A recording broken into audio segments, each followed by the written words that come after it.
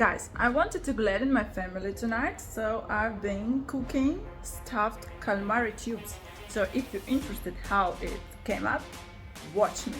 The recipe is not complicated, so actually I just took calamari tubes, I grated the cheese, I fried champignon mushrooms with coconut oil and garlic, stuffed the calamari, put it in a pan, added a little bit of coconut milk, and voila!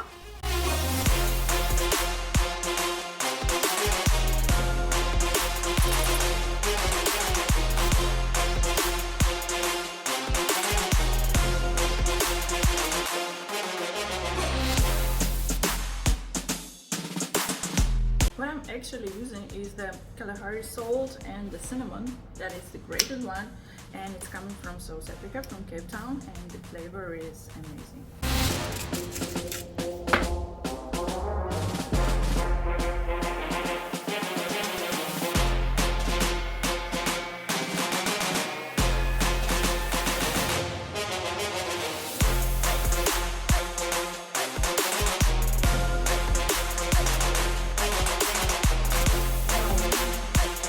Now, important part is to ask my family how did they like it.